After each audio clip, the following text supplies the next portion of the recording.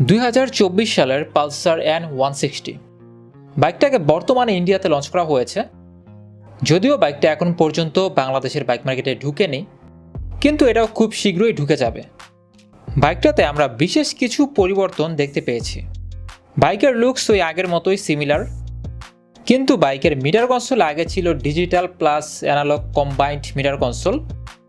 বর্তমানের যে ভার্সন, এখানে আমরা দেখতে পেয়েছি ফুললি ডিজিটাল একটা মিটার কনসোল। এখানে যে শুধু ফুললি ডিজিটাল মিটার কনসোলই দেওয়া হয়েছে এমনটাও না, এখানে ব্লুটুথ কানেক্টিভিটিও যুক্ত করা হয়েছে। এটা আপনার বাইক রাইডিংকে করবে আরও বেশি স্মুথ, এটা তো বলতেই হবে। এছাড়াও বাইকের হ্যান্ডেল বারে নতুন সুইচ যুক্ত করা হয়েছে। এই সুইচ ব্যবহার করে আপনি বাইকের মিটার কনসোলের বিভিন্ন ফাংশনকে চেঞ্জ করতে পারবেন। বর্তমানে ইন্ডিয়াতে যে বাইকটা লঞ্চ করা হয়েছে, এটাতে আমরা সাসপেনশনের টেলিস্কোপিকই দেখতে পাচ্ছি, কিন্তু আরও একটা গুঞ্জন শোনা যাচ্ছে যে বাইকের সাসপেনশনের ফ্রন্টে থাকবে ইউএসটি। বাইকের সাসপেনশনে যদি ফ্রন্টে ইউএসটি ইউজ করা হয়, তাহলে অবশ্যই একটা প্রিমিয়াম ফিল পাবেন আপনি এই বাইকটাকে রাইড করে।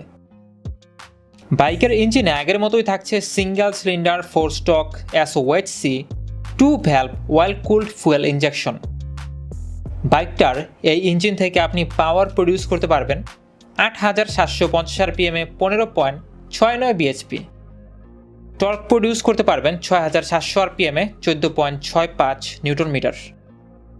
5টা গিয়ার পাবেন বাইকের ট্রান্সমিশনে। যেহেতু এটা একটা কমিউটার বাইক, এখানে তো 5টা গিয়ারই থাকবে। বাইকের পাওয়ার ক্যাপাবিলিটি অনুযায়ী সর্বোচ্চ গতি পাওয়া যাবে 130 কিলোমিটার। মাইলেজও আপনাকে আনস্যাটিসফাই করবে না।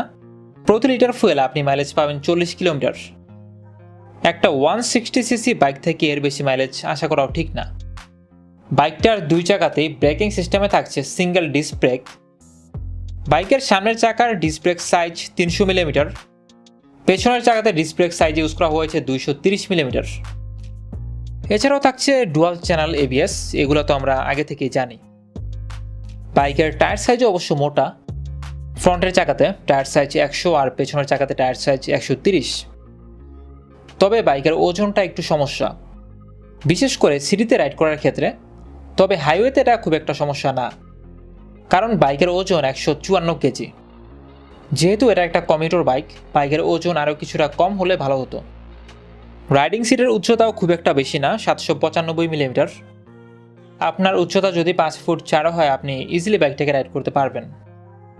এখন আসে সবচেয়ে গুরুত্বপূর্ণ বিষয়, বাইকটা কবে লঞ্চ করা হতে পারে দেশের বাইক মার্কেটে। হয়তোবা সর্বোচ্চ আগামী 2 মাসের ভিতরেই বাইকটাকে লঞ্চ করা হবে দেশীয় বাইক মার্কেট মানে বাংলাদেশে। আর বাইকের প্রাইস বাড়ার সম্ভাবনা রয়েছে, বর্তমান প্রাইস থেকে 10,000 টাকার মতো। এটাই ছিল এই বাইকটা সম্পর্কিত আজকের ভিডিওটা কেমন লাগলো জানাবেন অবশ্যই কমেন্ট বক্সে। আজকের মতো এই পর্যন্তই, দেখা হবে নতুন ভিডিওতে। আল্লাহ হাফেজ।